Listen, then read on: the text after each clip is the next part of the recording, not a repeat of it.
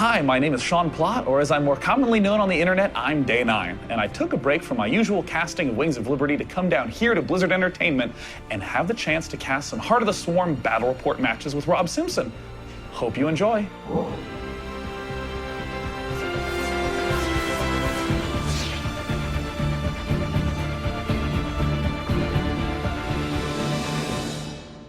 Hello, my name is Sean Day 9 Plott from Day 9 TV. And I'm Rob Simpson from Blizzard Entertainment, and you are just about to watch a very special battle report for Heart of the Swarm. Now, worth mentioning is that this build is a development build, so not all balance or units in the game are final. We'll still get to see all those new units kicking into action in the ZVP matchup here today, and especially all the differences between the old Wings of Liberty strategy and the brand new Heart of the Swarm strategy. Let's begin by introducing the map.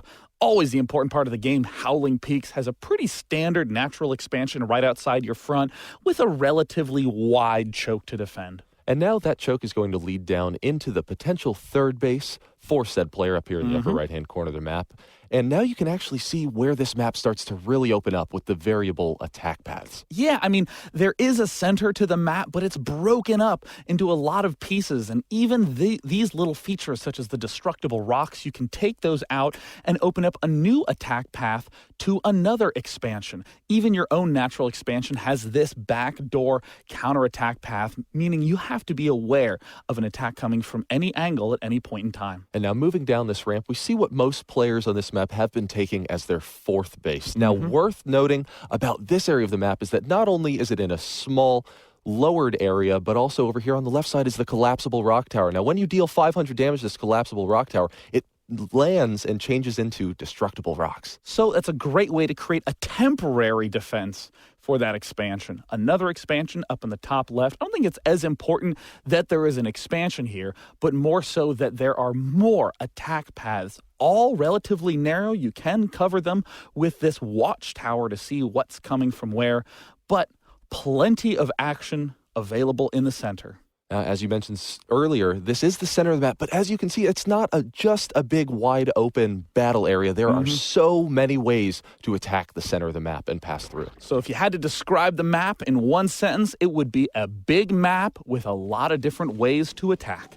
And as we can see, the Zerg player pretty much going to be opening in that standard Wings of Liberty fashion. Most of the Zerg tech is late layer or early hive, so it's the late game where we'll get to see the Zerg really shine. Right, so here over on the Protoss side, you can also see that the first several minutes of the game will be very similar, but Protoss have access to a unit relatively early in the game called the Mothership Core. Yeah, we'll be getting a chance to see the Mothership Core in a sec, assuming that, of course, the Protoss player doesn't want to abandon all reason and not get it.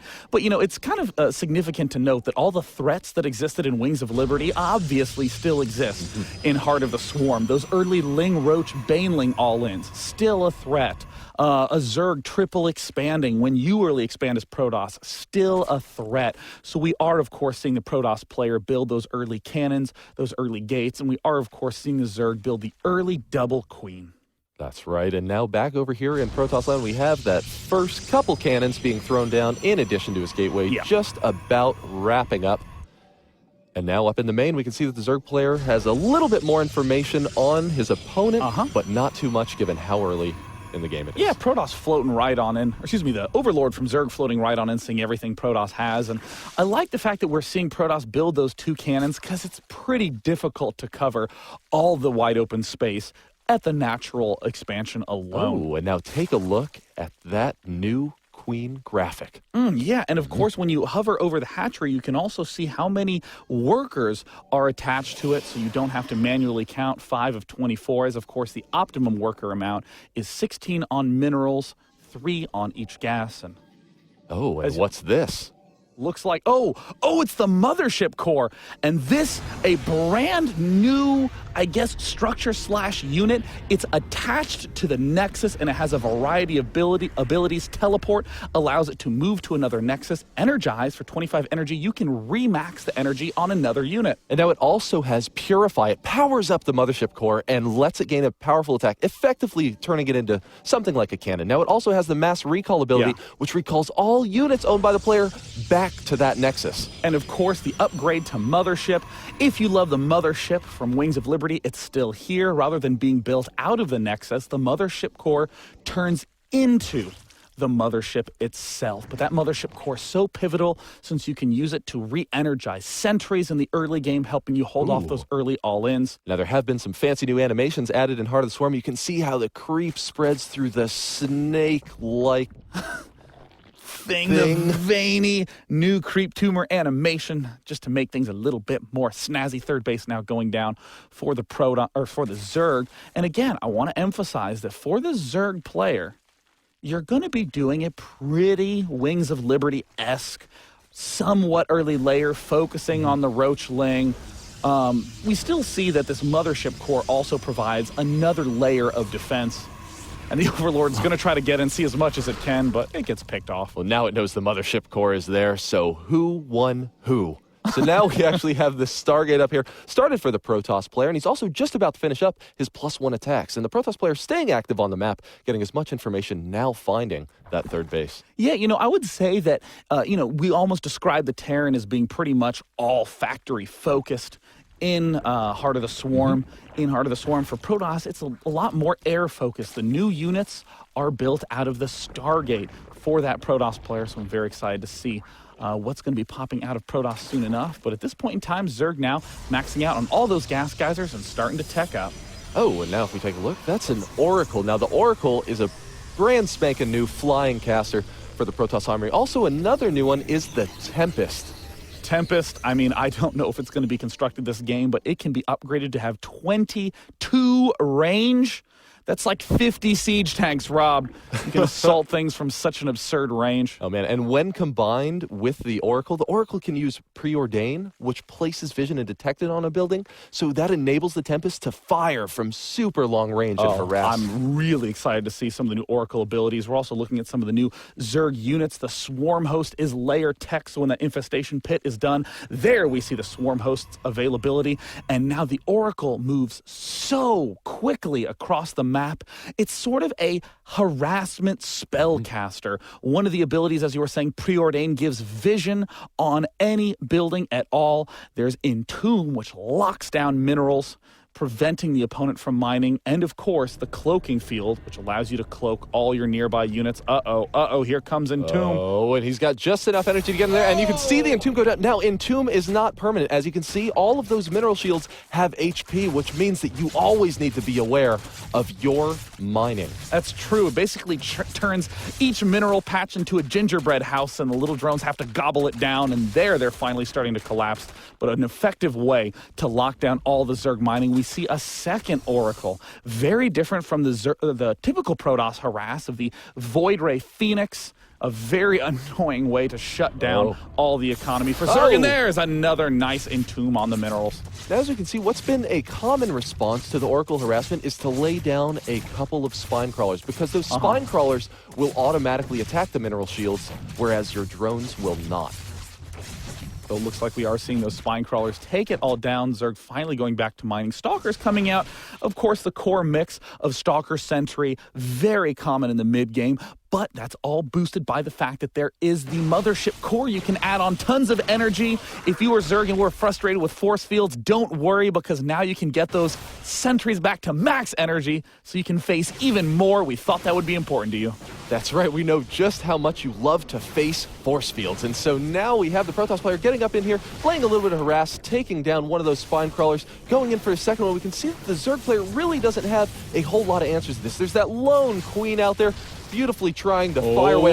But the swarm hosts have arrived, and those locusts are closing in on the Protoss force. And they're the locusts now, an extremely powerful siege unit. The swarm hosts are. We see some of those force fields thrown down, but those locusts, extremely thin units, very much so like Zerglings in their size, can slip through any misplaced force fields with ease. And even though that expansion fell down, and pull the recall. Out the units with the recall. That is the Mothership core in action. Now, the one thing to note about that mass recall, it might seem super powerful to rush into an expansion and then to retreat, but mass recall is 150 energy. It saps almost all the energy out of that Mothership core for another 3 minutes. So That's right. And not very only careful that, to but use. you can only have one mothership core. Exactly like the mothership in that regard. We do see the 2 oracles on the minimap spread out. Looks like Zerg is planting a line of spine crawlers and swarm hosts, and has the Hydralis there to deal extra damage. I mean, a lot of people talk about the Roach as being the unit that absorbs the damage, and the Hydralis being the one that deal it. Well, Locust and Hydra is a great way to push these back, and the Locusts are free. They're generated from the swarm host, so now we see space being controlled very well by Zerg, and Protoss is a little bit on the retreat. That's right. So if you're able to land your Locust in the center of the map and control space, Yeah. now we also saw that the Protoss player, because those Locusts were closing on him, he actually had to use some of his energy to defend from those free units. But now the Protoss player moving around the center of the map, just as we said, there's so many places to attack, but it's looking like the Zerg is ready with Hydras. Oh, this is a really risky engagement because we see those Hydras are on creep, which means that they are going to be moving very fast. And we see a huge swath of those swarm host locusts popping out. The swarm host locusts take 25 seconds for another round to pop out. So it looks like for a brief period of time, the Protoss player will be able to retreat there. Those locusts now evaporating, but another round is coming soon, no doubt. Oh, man, and the Stalkers and Sentries are forced to completely abandon as the Protoss player now gets out there and establishes his 4th base. Now, amidst all the madness, we have seen that the Protoss player is pretty much up to 3 bases right about now, but now the Zerg is on the assault. Oh, it looks like the Swarm Host Hydralis composition. He's going to have to wait for those Locusts to pop up, so then he can attack in a wave. He's going to move forward with the Hydras, start to deal that damage, and he's going to retreat the instant that those Locusts pop out. We see the Locusts slowly evaporating, but this 4th base expansion attempt is likely to fall, and the Hydras, whoa, look how fast the Hydras are. That is the brand new Hive Tech speed upgrade for those Hydralists. That's right. Those speedy Hydras enable them to engage from much better angles, much quicker. They can also get in and attack and pull out of the battle much faster as well. And now we see just how effective those Locusts truly are, moving in those free units and having them absorb all of the attacks while the Hydras take down the Nexus. Oh, and they get the Nexus, and the next round of Locusts pop out in slow mass numbers. The Locusts continue to invade. And where'd that come from? That cannon is the Mothership Purifier ability. That's the Tempest. Excuse me, I just saw a long-range shot coming from nowhere. Look how speedy those Hydras are, closing in on that Tempest very quickly. They're off creep, but look at them close that gap. Ooh, Tempest trying to get away. Oh, the most expensive air unit for Protoss is going to fall. We see one Tempest is there, just slowly, quietly one-shotting, and there's the Preordained to get the bonus vision on that hatchery. Protoss can now see everything around that hatchery. Is using the long-range Tempest to slowly pick off all the nearby buildings. Oh, man, and that Tempest is just so far out of reach for the Zerg player right now, but the Zerg doesn't care. He is on the move. Here we have all of those swarm hosts, Vipers, and Hydras moving around the right side of the map, getting ready to assault the Protoss player's 3rd. Viper, another flying spellcaster for Zerg, does have that abduct ability, the ability to grab one unit and bring it close. It does also have the ability to consume to get more energy. And now, not to be discounted, is the Blinding Cloud. It reduces ranged weapons to 1, and it only works on biological units. But now we have the Zerg player landing in those swarm hosts and starting to use those Locusts to lay waste to the Protoss 3rd. Oh, we do see that Oracle that was initially used for harassment now going to be able to cloak all those units. A great ability from the Oracle. Looks like Zerg does not have any detection. And tries to go for the abduct, accidentally whiffs the Oracle. We'll have to go for a second round in there and manages to pick it off. We do see that Mothership core has teleported to that bottom Nexus, may turn into the Purifier beam, and there it is, becoming a massive cannon. And now the Vipers are over there biding their time, just waiting for the right opportunity to once again get in there and abduct a few of those Protoss units. And now we see yet another warping round coming out from the Protoss player, although those Zealots are just falling at the hands of the Locusts. God, the Locusts are just so powerful, Rob, especially backed by the Hydralis with their fast ability to micro. We see the Tempest does have the range upgrade. It is firing from so far away. Abducting that Colossus. will try to go for the retreat. Oh, man, and the Speedy Hydras were trying to get in there, but they didn't want to risk the line of fire. Oh, but once again, are we going to be able to see that Colossus be finished off by those Hydralisks? Now, we have a bit more of the Stalkers and Zealots, but they're only fighting the free units. They still aren't eliminating the threat right now. The Tempests are now in position to focus down those Swarm Hosts. Great positioning there by the Protoss, working away at the Swarm Hosts with the sickening range of the Tempest. They're slowly eliminating them. Protoss will no doubt be able to finally deflect this attack, so long as he can just hold on a little bit longer. But those free locusts being generated by the Swarm Hosts are slowly dwindling the probe count. And of course, once another again nice abducted. Very nice play from the Zerg player and getting in with those Locusts and those Hydras to follow up and finish off that Colossus. And now it's looking like the Zerg player almost has full control of this expansion. Oh gosh, right when the Swarm Host got cleaned out. The Hydralist army just got a little bit too great. We even see 4 more Vipers in production to try to help with that abductability. Even abducting a Stalker or 2 would be fantastic at this point in time as they are continuing to try to run. And there's the abduct on the Tempest. Getting eaten alive by those Hydralisks. They were trying to hide with their range for so long, but could not quite stay defended that much longer. And now the Protoss player is starting to push back the Zerg threat, but his base out here, his expansion is just in shambles. I'm not going to lie, Colossus were good against Hydras and Wings of Liberty. They are still good against Hydras. In Heart of the Swarm, that Hydra line is completely decimated. And now we see the Zerg player staying active with those Speedy Hydralisks, moving around to once again deny that expansion. Oh, but just as you said, those Colossi are frying the Hydras, especially with that Tempest backup fire. And you know, it's so key to note that the Hydralisks now, as a late game unit, are used for counterattack, used for harassment, the way that roaches or lings once were. But more importantly, the Hydralisks are a extremely potent force in any direct engagement as well, thanks to that speed, thanks to the Swarm Host. Protoss now trying to do some harass attack, dealing damage to that top left hatchery with whatever it can. Very small mix of units, but look at the range on those Tempests. Jeez, that's crazy to see in action. Man, they are just hammering down on this expansion. The Zerg player is scrambling to get over there, and he has Ultralisks now in his composition as well. Now, Ultralisks have the charge ability. It's burrow charge. It can close such a large gap and briefly knock up and distract units as they close that distance. The Vipers do want to get in position and cast that abduct to snatch up the Tempest, to snatch up the Colossus, but the Oracle still being used to entomb all of these mineral fields, try to shut down the mining. Those remaining Swarm Hosts that ate away the bottom base now slowly trying to work on the Protoss Natural. Oh, man, and the Zerg player, we can see, is just trying to establish map control to the best of his ability right now. Both these players really just vying for the economic game. Now, as we can see, those Swarm Hosts just really getting the bang for the buck for the Zerg player and just preventing that Protoss from doing what he wants. Oh, man, and those Locusts are just hammering down once again as the Tempests finish them off. Gosh, the range on those Tempests is just absurd. In the meantime, the Zerg is now starting to get into another big engagement. Where are the Vipers? There's the big burrow charge from the Ultras, allowing them to get right up in the face of those Colossi. The big damage dealers used to hiding in the back, but they can no longer, getting pulled right into the thick of things. All the Colossus get pulled back. Ultralisk, abduct, corruptor, everything eats those Colossus alive. The Tempest trying to do their best. But once again, just getting pulled into the army, and we can see those Corruptors just finish them off as the Vipers bring them into the clutches of the Zerg force. And there we see the Purifier on the mothership core, allowing it to blast down those Ultralisks swiftly, but Protoss base count is looking mighty thin at this point, Rob.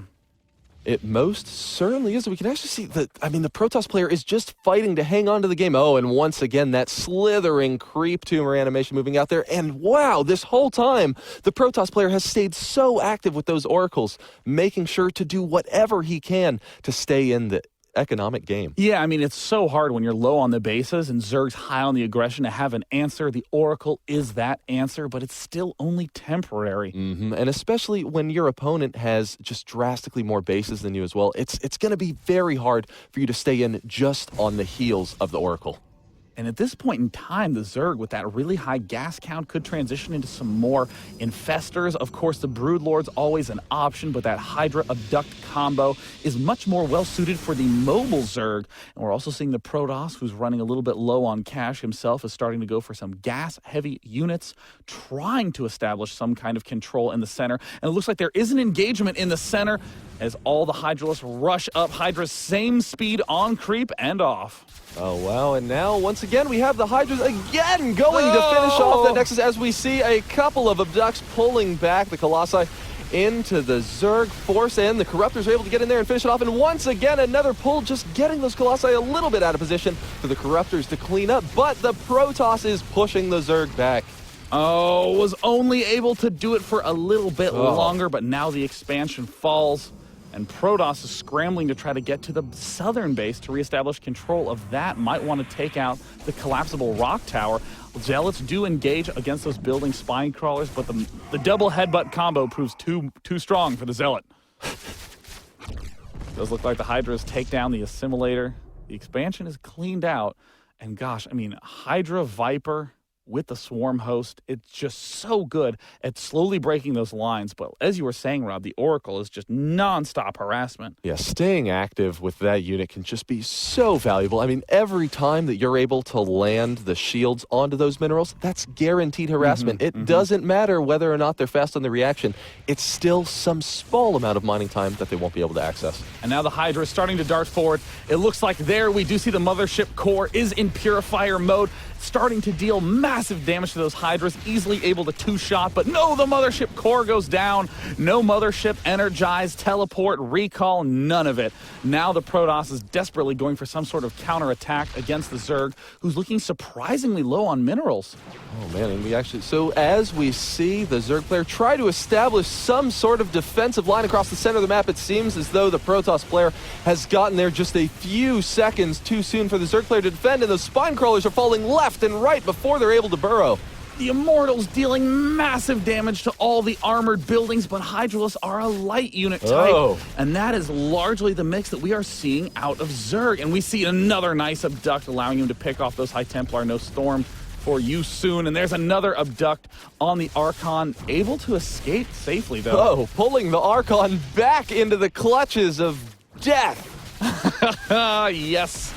The good old yoink move continues to pick off those Archons one at a time, and now we see the probes even trying to surround the Hydras, but my god, are they fast. But the Protoss force a little bit too much, and due to the nonstop harassment from the Protoss player with that Entomb, it's looking more and more like the Zerg player might actually fall in this game. Oh man, and in comes yet another assault from all of these Zealots, moving up into the upper left expansion, finishing off what is left of these two spine crawlers, and now those drones are free for the picking. I actually don't believe it. Did Protoss actually pull this off? I mean, the number of abducts that were going on, snatching up all those valuable Colossi. But I mean, the Viper, so expensive at 200 gas, even if you invest in 3 Vipers. That's 4 Infestors you couldn't build. That's a full set of upgrades. That's almost 12 Hydralists that you are suddenly not able to build. Right, and we also saw that the Zerg army really ended up being largely comprised of those caster units, but not units that could deal damage to everything. We saw just that large group of Vipers and Corruptors be destroyed by all those Stalkers and Archons down at the bottom. And now that assault has continued. Oh, the income is so low for the Zerg player right now. That Oracle is really paying off. Incredible job on the Oracle. I wish there was a little counter of how much money he's hurt the Zerg player. And now we see the Hydralists on the creep, chasing down those relatively slow Protoss units. Nice little rearrangement micro there. The Hydralists, without the support of the Swarm hosts, are a lot weaker, though. They're falling very rapidly, and it looks like Protoss making a big push up the center lane. Oh, wow, and the Zerg player just doesn't have enough left to defend from this. We can see there's only 4 Hydralists back there, and now the Stalkers additionally are adding in, destroying this next. Oh, Zerg just had such an edge there in the mid-game. But the Swarm host, the Vipers, the Hydras, so expensive. The good game! And Protoss is able to take an extremely, extremely close win. So we hope you got the chance to enjoy this new showcase of strategy and units in Heart of the Swarm. I'm Day 9. And I'm Rob Simpson. Thanks for watching.